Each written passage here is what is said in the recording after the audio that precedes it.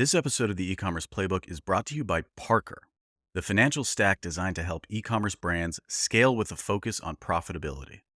Whether you're just starting out or scaling your store to 100 million, Parker offers a unique corporate card with limits up to 10 to 20x higher than traditional business cards, thanks to their performance-based underwriting. Plus, you'll get a true credit period on every swipe with rolling payback terms up to 90 days. Parker has already processed over $1 billion in transactions for hundreds of brands across apparel, luxury goods, wellness, beauty, food and beverage to help them scale. So join brands like Caraway, Oats Overnight, and Obvi, and visit parker.com today to get your application started. Welcome back to another episode of the eCommerce Playbook Podcast. Today I am joined with a man who has become a fast friend of mine. And that happens when you embark on a journey towards victory together, like Kyle and I did out in Arizona, where we were connected at Nick Shackelford's e-commerce golf tournament, where we ascended to the highest of heights of human achievement, which is winning a golf tournament against 8 other bozos in the middle of the desert for absolutely meaninglessness and nothing, but it was fun. But more importantly than that, Kyle is actually the former co-founder and CEO of Chubbies, an amazing brand that's one of the best in the e-commerce era and has so much wisdom to share from it, but is also now today the co-founder and CEO of GoodDay Software. We're going to talk about both of those things. But Kyle, man, good to have you on the pod, bud.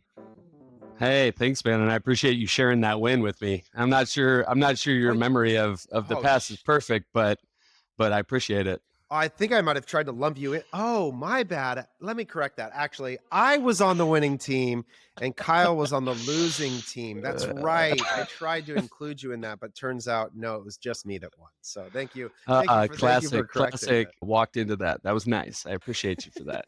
I wrote that setup last night. Thanks. I appreciate it. That was really good. Dude, I'm stoked to have you because we have so much random shared history in this world, from solo brand to Rocket Code to there's just so much that we're going to cover today.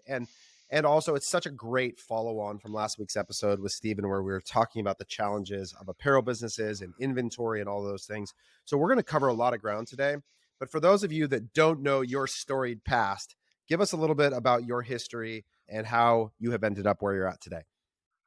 Yeah, absolutely. So Kyle Hency, former co-founder and former CEO at Chubbies.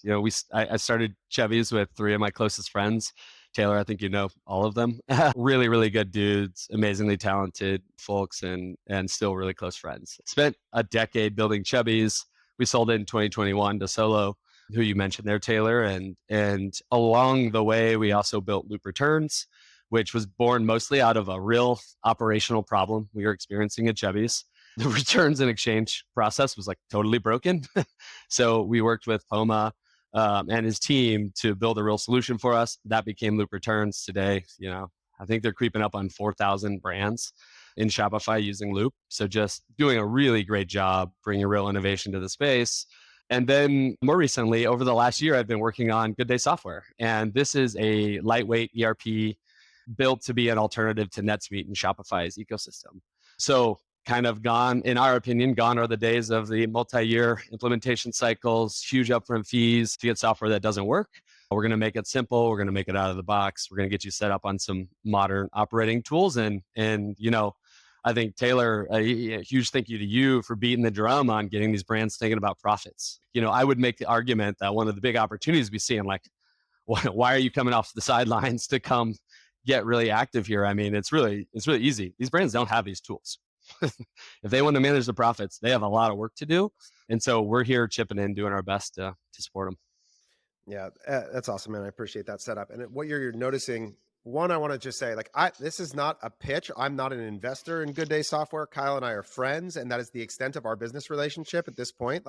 But if you've been following me, even this week on Twitter, I was sort of pontificating on the idea that I believe the biggest gap that exists in e-commerce right now is the underlying data infrastructure to really help brands make good decisions around the core problem, which is buying a unit and then selling it for more money and having clarity of what both of those things are. And so I've loved what he's doing. So we're gonna go through the whole story here today. And I want to start at Chubbies because there's this narrative that the last era was all high growth, revenue, no profit, blah, blah, blah, right? But that's not true. There were cases where brands figured out how to go build and manage to a profitable P&L. And Chubbies is one of those cases. You guys were a profitable business that did a great job in the last era. So take me, but I know that like you guys went through, at least according to Preston on LinkedIn, at least a lot of different phases of the journey.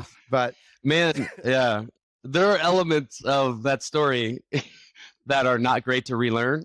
I've kind of blocked them out of my mind, but thank you to Preston for reminding me. Yeah, certainly. I often tell folks the entrepreneurial journey at Chubbies was rewarding in that nothing about it was linear and up and to the right. But the whole time, the team worked so hard to learn, iterate, get better, refactor, and move through whatever was in front of us. So like, yeah, if you like really zoom out, it looks like a straight line up and to the right. But man, it didn't feel like that when we were in the business. But that was like a part of what we were doing, just to get back to kind of where you started the conversation about Chubbies. Like it was quite contrarian for me, my co-founders, to go to our board in 2015, 2016 and say, hey, despite there being a lot of easy money around, like we want to build this business the right way. We think this can be a 20% plus EBITDA margin business over time. We want to start going down that trajectory now. And if you want to talk about like decisions in the 10 plus year arc of a brand. Why did you actually have that intuition? I know previously to that you were in banking or finance of some sort, right? So you had some more classical training probably than most founders in the space. But why was that intuitive to you, or what led you guys to that kind of direct business strategy? Yeah, I think two things. One is rooted in what you just said, which is I came from a growth equity investment background. Tom came from a venture capital background. We know the amazing upside and the amazing downside of that endeavor. I would also say we were coming off of a year where we took a bunch of outside capital and we invested it in internalizing US manufacturing and built what I would only characterize as the Tesla factory of swimwear in South San Francisco, which was obviously the worst idea ever now that I look back on it, right? So we're coming off of this year being like, man, we're learning some wild stuff. That was a really bad idea and a bad investment. Learned a ton, but we said, hey, let's get back to the fundamentals. What are the things we're great at, right? We're great at building men's casual shorts. We're great at building men's swimwear increasingly. We could be great at building men's athletic shorts. Can we get into Hawaiian shirts and other fun weekend-oriented tops? Big TBD, right? But we need to get back to the core of what we're doing and get great at that. And so we definitely had a little bit of a coming to Jesus moment born out of failure. Like, you tried this. It was an interesting idea. Very poor in the end didn't work and wasn't the right thing for us to be doing. So we look back on that, and that's what I was saying up front, where it's like, those are just real entrepreneurial moments. Like, we learned something new, we needed to change course. So I think the combination of some of those factors kind of led us down that road. I think there's also just like a reality to what we were building, which is we wanted to do it our way. And that's when you build a brand, it's fun. It's creative. It's, in our case, very wild day to day. And we liked the idea of controlling our own destiny. And so we set down a course that took over 2 years to get there, to turn this business to the right place. Now, I'll give you another anecdote. That didn't happen without peril.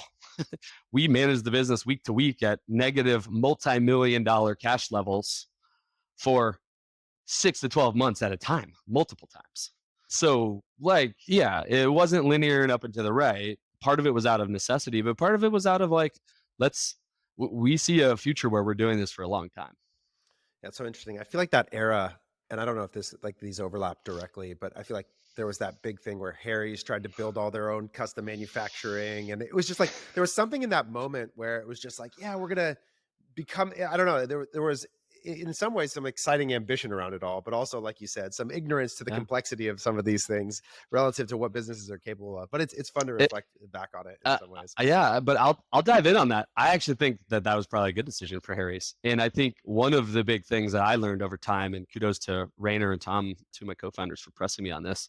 You learn things from other brands and you think, oh, that must apply to us. Oh man, is that the wrong way to think about that? Both of those guys are naturally skeptical. They see that and they're That like, is oh, true. Yes, yeah. that would never apply to us. And I'm the opposite. And so they did a really good job of being like, hey, no, that might work for them. That's just not our path. Super interesting. So another fun thing, and this is, I think, is a good setup to how I'm curious if this is how your brain works all the time. But one of the early interactions and overlaps that I had with you guys was we had a shared software developer, like you mentioned, in Rocket Code, and we were looking for a solution. At Kalo, we had this thing where like it was actually more expensive for us to send a customer a billing label and ship back the product and ship them a new one than for them to just keep it. And so we were trying to figure out the system for managing returns. And they came to us and said, hey, we're building this custom RMA for this company called Chubbies. We could build it for you guys too. And I'm curious, that is the company that ended up turning into Loop eventually down the road. But this idea of identifying a novel problem that is clearly operational, that you think might apply to other places, and then solving it in some unique way that becomes a bigger business opportunity. Is that like just the way your brain works? Because this is clearly a pattern. Or was it just so obvious that this was a broad scale problem that you felt like it had to exist? It's a great question. I can't take credit for this. My co-founder at GoodDay, actually, Dave Wardell, was standing over his younger brother's shoulder who was doing customer support for us. And at the time, he was kind of serving as the COO for us. And he was like, man, this can't be right. I mean, he's literally just responding 70% of his day. I want a refund. I want an exchange. I want a refund. I want an exchange. And so the whole idea for Loop and the RMA, the custom RMA project, was born out of him sitting there being like, that doesn't seem right. And then we had a bunch of internal discussion around, okay, well, if we wanted to fix this systematically, what would that look like? Quickly, that we're going to have to build some custom software because there's nothing in the market for this. Quickly beyond that, it was like, I bet customers would just come back. If they gave us their order number and email, we could tell how much money we owed them. And I bet they would just shop on the site and tell us what they want. So we can just let the customer do this for themselves. And remember, this was like, man, this makes me feel old. This was like Zendesk CX days where we were just starting to talk about like letting the customers go search FAQs for themselves, right? So this was kind of spun up in all of that. It was like, yeah, the customers just want, our young customer wants to be self-service. They don't want to talk to a customer service person. So we're looking at that. We used it ourselves. Just to get back to your main question, it's like, this was a real problem, right? We went out, we solved it for ourselves.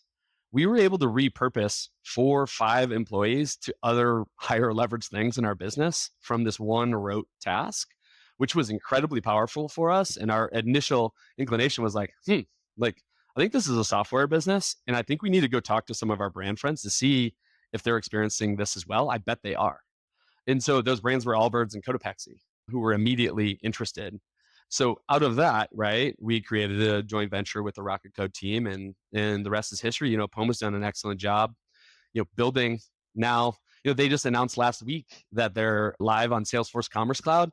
That means they were building the Shopify ecosystem for 8 years, just going deep, building crazy. Real innovation in there. Yeah. And this is fun. Like sometimes I like that somebody's going to write the book of like the history of our industry when I think about DDC, but that whole thing of like, Rocket Code is a shop or a dev agency that builds an RMA for Chubbies. I think we were like the second or third at Kalo that they built it for. They get acquired by BVXL. BVXL ends up like merging them in. Poma leaves and starts Loop. It's just like, it's a fascinating, but all along the way, what it is to me is people having a lived experience of the things that are actually a giant pain in the ass in their business, and going, I can't be the only one experiencing this, having dialogue with their peers and going, oh, you suffer from that too. Here's the solution. And that tends to be the snowball that rolls great products down the hill, right? It's just like, it's rooted intimately in a deep customer problem that's experienced. And so that's a good setup for thinking about the second big customer problem that I think you're after now. And maybe you can talk a little bit about how big of a problem it was and what the pain was that you felt as it relates to managing inventory inside of an apparel business like Chubbies. Yeah. So as we think about GoodDay and how we got to building this, it's obviously complex and wrought with execution risk. Like the thing that we're pursuing is incredibly, I would say, audacious and very complex to execute. It's born out of both a customer pain point at Chubbies, where we spent over $1 million across outsourced developers, are having to hire multiple internal team members to keep NetSuite alive, the software subscriptions, the hundreds of thousands of dollars of implementation and maintenance fees along the way. We took 18 months to have like a workable product that was flowing inventory through it the way you imagine on the way in, and really 3 years to get it like feeling great. And I share that whole journey because we also felt the opposite side of the strength of these types of systems. When COVID hit and you needed to pull a lot of levers really fast, our team didn't hesitate at all. We had been operating like that for years. We had plans in place to execute. It was one of the best things that could have ever happened to our business because we were really mature operationally relative to our competition. Now, So I if just you want to think, stop right there because I think this is go a ahead. thing that people miss, and I'm glad you said this, is that when people get to the ERP thing, they immediately start with the negative, the implications of the complexity of implementation, and those things are all very real. But I think the reason they're willing to endure the pain is because it's such a critical component of success when it's right. Yeah. And I think that's the part that often gets neglected in that narrative, is that this is a critical part of business function. If you're tired of juggling spreadsheets to track your P&L and cash flow, or you're looking for a line of credit to scale your ads, it's time to try Parker. With Parker's integrated banking and analytics platform, you'll gain deeper insight into your business and how to grow profitably. Plus, their generous rolling payback terms on credit mean you can keep working capital in your business for up to 6 times longer. Parker is trusted by top e-commerce brands like Caraway, Oats Overnight, and Obvi to help them scale. Just go to getparker.com or click the link in the description below to get your application started today. 100%. And this goes back to your initial point around product, and definitely what our friend from Cuts pulled out of his, learned experience. It's very much like mine.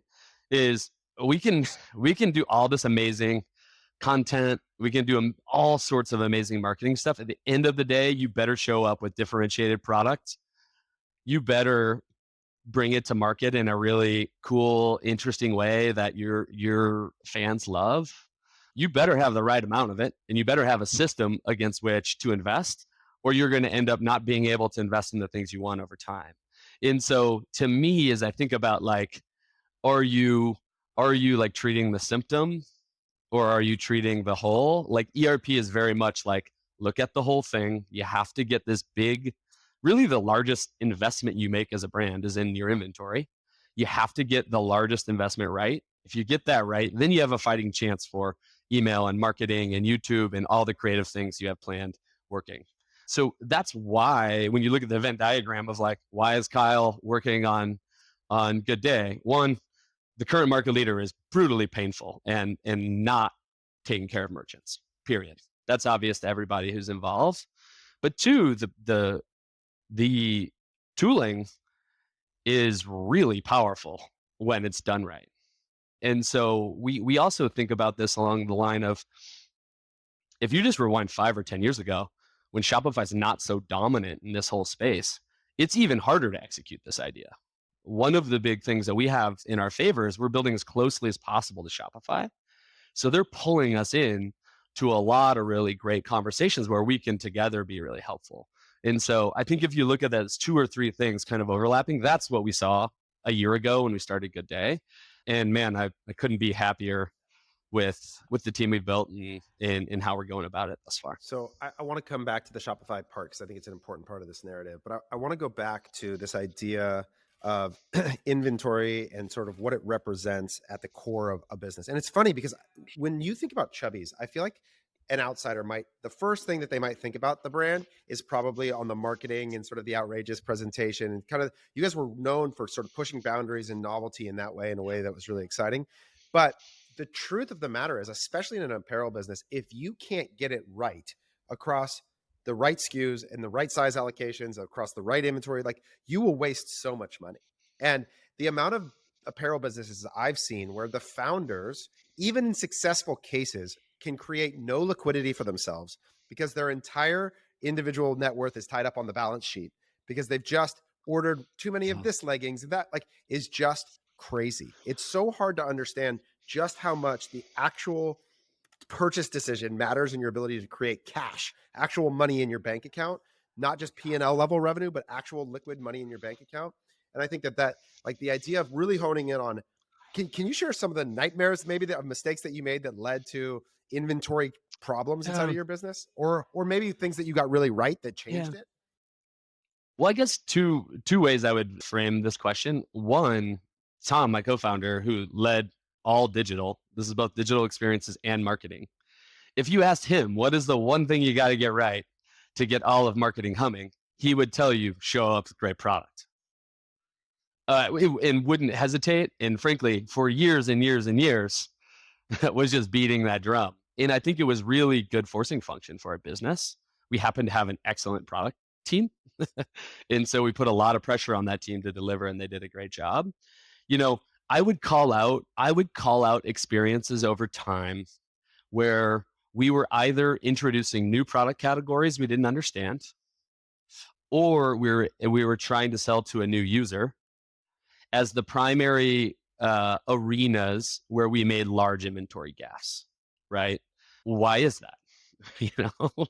That's because when you're going into a new product category, you don't actually fully understand how it impacts new and repeat purchasers. You don't quite understand how it impacts your CPAs. There's a lot of learning that needs to happen and that's the same user, different item. When Chubbies started selling women's, boy, was that a different user. Different return profile, different purchasing cadence, different fashion cadence. It's an entirely different business. When I explain this to young brands that are growing up now, I always say, think of every one of these things as their own business models. And I know you talked about this with Steven. And it's just like, you got to be thinking of like so many different business models that are sitting around when you start to layer these things on. And if you think like that, they feel more risky because they are more risky when you're taking these big swings. But those were usually the genesis was that. Last thought on this, the number one thing you can do as a brand is build an investment system. And you've alluded to this in several different ways in different podcasts. If it's new stuff, for us, we plan to 4 weeks of supply. And what we were hunting for in there is things that worked for new and worked for repeat. And if that happened, we would chase into those things and we would put them on a 13 weeks of supply cycle. And so Rainer, my co-founder who led product and who's leading Chubbies today, like in just unbelievable scale, like beyond all of our wildest dreams, he put that system in place. He learned that. That's a age-old merchandising system that he learned at the Gap and Levi's.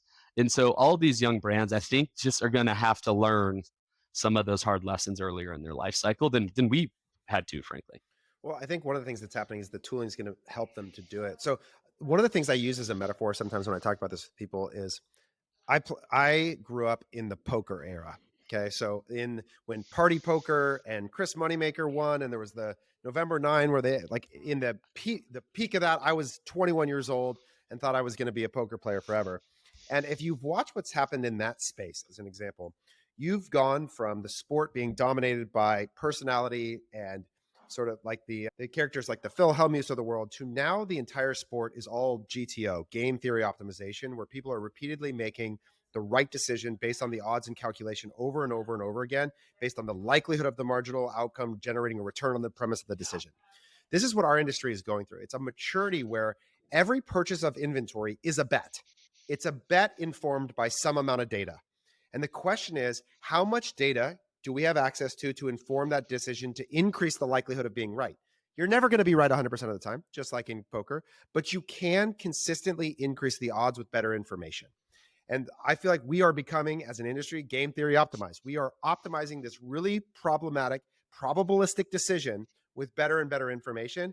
And something like GoodDay to me is the underlying data rails that allows for better decision-making and information. Yeah, I completely agree. I mean, as we think about why GoodDay and what is the purpose of GoodDay, it's giving these brands a centralized home to get accurate inventory and financial data in a simple format, right? Like that is easy to say and really, really hard to execute. Frankly, Shopify hasn't gotten there yet, right? And they're world class. So we're going after something that is really, really challenging, really, really hard. But if and when we execute, it will have a lot of positive ramifications for these brands that are trying to grow up. I would say if you think about inventory investments, doing that off of accurate data versus inaccurate or incomplete information is a big step, right? And so that's what we think about GoodDay relative to Shopify, right? Shopify is never going to be 100% accurate. It's just by nature not. It's never going to be 100% comprehensive once you grow and scale your brand to wholesale and Amazon and all these different demand channels. So you have to have a home that you can go to and say, okay, this is the information. This is what I think we're going to do as a business for all of these reasons born out of data. This is what the supply side of that equation needs to look like. So our near-term mission is just fix that supply side. We get a lot of questions like, aren't you going to build all sorts of AI demand planning, da da da da da? And my answer is always absolutely not. We are going to put accurate information into those tools for the first time in a long time. And hopefully we get accurate information out. If we don't, we will absolutely build in that direction. And it's funny talking to you and Leo. So Leo is the founder of Final Loop. And when I talk to him, I sort of pester him with the same kind of information first. Where's the AI forecasting? Da, da, da, da. And he goes, no. Until I have a real-time view of every piece of financial data, nothing else matters. Until I have been able to categorically build a chart of accounts for every transaction you could possibly make across all of the possible end node variations, nothing else matters.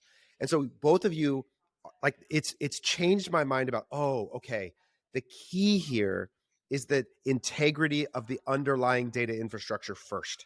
Before we get to anything else, that's what's broken, is that people have a bad root source data set. And on top of that, a bunch of bad decisions get made. And so it's been like a light bulb to realize what you both understand, which is that before all of that can happen, before insight generation or decision making, first, data integrity. And that's like the key to the whole thing. Can I add one layer of thought process to that? I completely agree with that. The second layer of that we envision is that current ERP systems are built off of a per user seat license basis. As such, brands limit the number of people who have the information. We've built GoodDay into Shopify so that anybody who has access to Shopify has access to all this information. It's playing forward another very common thing, which is all of your employees, it might not be that they don't want to know this information. How about, do they have access to this important information? And so we're already busting that up. If you ask, I did this recently as we were getting ready for this Series C announcement that went out last week. I asked our existing brands that are already adopted, I said, what is it about GoodDay that, just totally open-ended, what is it about GoodDay that gets you really excited? The core theme with no prompting that came through, all of our operators can work off of the same data and we can trust that data and power it to do whatever we're doing throughout our business. That's very different than this data being siloed in the production and sourcing team or the inventory planning team or the merchandising team, et cetera. So we're like, there is, I think, tools like Final Loop and GoodDay, of course, like we're starting to break that stuff down and get this information into more hands, which I think is well. Is I think you've even gone further than what Final Loop is doing, because there's still an externality. There's still a place I have to go visit that's separate to the place I'm already in every day. And so I love this. What you just said is so important. It's not even just the data integrity, it's the dissemination of the information so that these things just become a part of the culture of data and information that exists inside of the organization. And so that's so huge. So let's talk about that. So why build inside of Shopify instead of I go to a separate software location and I log in? Why was it important for you to be native in the dashboard so that it feels like almost like it's a part of Shopify already? Yeah, absolutely. I mean, it is explicitly designed to feel like Shopify using Polaris design frameworks that Shopify created. So I think we're pretty close to the mark. Some of the core limitations to ERP are that they're brutal to set up. The user interfaces are so tough that you begin to not trust the data, right? If you're not a really deep operator in the information and data, operating it all day, every day, it's almost impossible to get value out of these legacy ERP systems. And so our instinct was the user interfaces and and experiences generally are so bad in this arena that if we just show up on par with Shopify, we're light years ahead. And the underpinning of that is we're driving home familiarity. I mean, literally, if your operators are already in Shopify, this will feel just like it. If your operators already have access to Shopify, they will have access to this application. And so it simplifies what I would argue is one of the 3 pain points of ERPs. So to me, incredibly important. Now, does it does it come with peril building this closely to Shopify? Sure. Do I feel comfortable with that given my history with Chubbies and Loop, et cetera? It's pretty obvious to me that Shopify has been pretty amazing partners for the ecosystem. So to me, I'm building as closely as possible with the team over there. There's so many things there that I think are so important. One, I'll just say this as like an external partner. Right now, we as a marketing agency want access and information related to inventory positions to make decisions about what we should sell, when, and why, right? To get that information now is a nightmare.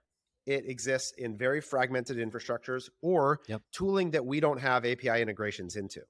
We have an API integration into Shopify, and most people do. When that data exists and is pushed from you guys into that place where now inventory is a part of the data architecture of Shopify, that is like hugely, hugely valuable, right? Because it actually makes, just like when you talk about having an employee, they only need access to Shopify and now they get visibility into inventory. Just removing the duplicitous of versus like now we have to give them access to this other thing and this other thing and who has access to this. You just don't have 2 browsers open all that. Like there's literally just a consolidation of access. And the same is true on an underlying data architecture from an API standpoint as it is from user roles. All of that is why like I think that so much of this is about housing that information in fewer places. It may not all end up in one. That might be a little bit romantic, but fewer is certainly helpful. It's undeniable if you've been paying attention. I mean, think about our SaaS pricing discussion that got real hot and heated a couple weeks ago. It's undeniable that the vendor consolidation is happening and brands are forcing technology partners like GoodDay to show up with more value. Do I think that's a bad thing? Absolutely not. I think that's exactly the right thing. And the question is, which of the technology vendors are going to show up and deliver on value? And we've architected GoodDay from day one saying, we're going to have a massive gap between us and anybody in ERP land around value. I didn't make that up. Shopify did that 10 years ago, and they came in and disrupted Demandware, right? And we're following a playbook that's tried and true, that's paired really well with today's merchants. And so look, we're going in there. We're going to be really disruptive in the way that we take care of merchants. We're going to be really disruptive on total cost of ownership. We're going to be really disruptive on ease of use. We're going to make these otherwise pretty intimidating tools far less intimidating, but attempt to keep the power. This is, again, I'll go back to the beginning. We have a lot of execution risk in what we're doing and a lot of work to do, but I really like what we've done here in the first 12 months and what we have right in front of us. So we've kind of gone about this conversation backwards where we're providing so much of the context for the problem, where you've come from to get to it. If you were to describe in the simplest form the primary problem and value that GoodDay is after in terms of what is someone doing with it mechanically on a day in and day out basis, give us that pitch. What is the actual practical application that I'm using on a day in day out basis? Yeah, it's incredibly human to imagine you put GoodDay in place and it does this one thing for you and it makes everything better. If I had to boil it down to one thing, I would say GoodDay will help you make better inventory investment decisions, and that will make a lot of things across your business better for you. The ones that I feel like are most obvious, having built one of these businesses for over a decade, if you have the right inventory at the right margins, you can open up more sales channels. Now wholesale is possible, right? Especially if you have something like GoodDay in place. If you have a tool like GoodDay in place, you can manage your balance sheet better. You can tighten up your weeks of supply from 10 to 9. A 10% improvement in weeks of supply, really, if you want to get down to like what's driving the cash cycle, that's a great one. You can limit your excess and obsolete inventory, right? So you can do all of these things. If you centralize the system and you get rid of people doing manual entry all over your business that's not connected, you literally save hours and hours of junior people doing things that are going to have an end result of inaccuracy, likely. which has its own set of issues. So there's just straight up days saved. The last one that I usually think about is if you get really dialed on this sort of inventory part of the house, you can build way better relationships with your vendors over longer periods of time. And if you have great relationships with your vendors over a long period of time, you can work with them to get your costs down. It makes 3 to 5% cost reductions feel great to everybody as you scale the business. So like it really is a myriad of things that get better. And we haven't even gotten to like, yeah, of course, your CPAs get better and your conversion rate gets better and all those things if you have the right inventory. But like, that's how I think about the operational side of like, why does GoodDay matter? One of the things I think it's not intuitive to people, and you were walking me through sort of the setup, placing POs, who's the vendor, is this error, is it coming out quote, is that oftentimes like the actual unit cost of a set of inventory, even on the same queue, is like wildly variable, right? Like if you bought a set of things and maybe the underlying unit cost that you pay the manufacturer is the same, but one showed up by plane and one showed up by boat, like the actual landed cost of the individual units is variable. So like you have a bunch of inventory, but they didn't all cost the same thing, right? Yeah. And so how you Yeah. think about then the actual blended cost and margin, it kind of gets like people's brains can kind of get fried in trying to do this manual calculation about which unit are we, Yeah. where are we in that supply. Like it becomes very difficult to actually answer the question of what are my costs, right? Like that's hard. Yeah. Yeah. I mean, I would argue manually trying to do that is actually impossible real time. You can do it at the end of the month when you get all your bills and you can like tidy it up, but you cannot do it live. We can do it live through estimated landed costs in estimated times of arrival in our system. But yeah, I completely agree. And I think I think about these sorts of tools as getting you from 70% accuracy on estimated landed costs to 95. That's right. You're not yet to 100, No. but if you get to 95, like you've really closed the gap. And if that's happening in an automated way and you're making decisions off of 95% COGS accuracy, you're making materially better decisions than 70%. That's right. And it's funny because there's this you run into these underlying narratives about e-com. Like right now, it's like we're back to omni-channel is the future of growth, right? Like we've sort of moved into this space, and we think about the actions associated with these kinds of things. And in so many ways, the mechanism to get to all of these opportunities is what we're talking about. It's like how can you actually get to managing inventory across multiple points of distribution if this is all happening in a really dispersed, fragmented way? So you have these like 4 value propositions that I love. It's like increase in revenue by making the possibility of opening new sales channels possible and easier to do. The cash conversion cycle, where now that I actually have visibility to my supply, I can get closer to that sort of like real-time inventory where like it's, just-in-time inventory. That's the phrase I'm looking for, Yeah. right? So I can actually manage to that more predictably, right? So shortening the balance sheet, the cost savings, and then just time for your people. Like all of those things are It's time. imperative. Yeah. I mean, not stated happiness. Who wants to be entering this information over and over and over again all across your business? It's like clearly not a fun way to operate. So like there's a bunch of ancillary benefits. The way you feel when you're operating a business and it's right is you just feel like everything starts working. Like, wow, we really nailed that. Oh man, that product launch went way better than I thought, right? That's the way it will feel in the business because you're all moving in lockstep, right? All of this to say, to the last day of my inside of Chubbies, we were still making all sorts of operational mistakes all over the place. And so that learning exercise of like identifying opportunities, sometimes getting it right, sometimes not, and turning that into future opportunities, like it has to be a core of how you operate these brands, in my opinion. Well, man, one of the reasons I do this podcast, and I think people sometimes think my content's a little weird because I'm a marketer, but I talk a lot about finance and operations. And it's because I've watched people like you who were the CEOs of successful e-commerce businesses. And what I try and tune into is what do they talk about? What do they care about? What are the problems that actually plague their life? And then having been on the brand operation side, it's like, what occupied my mind share? And what I'm hoping to do is marketers listening. If you want to impact your organization, you want to know how to become more valuable, the information and insight where the actual organizational value is being created lives in these spaces. And so there's such an opportunity for us to invite, like you said, we're opening up access to the kinds of information that give people the opportunity to create value.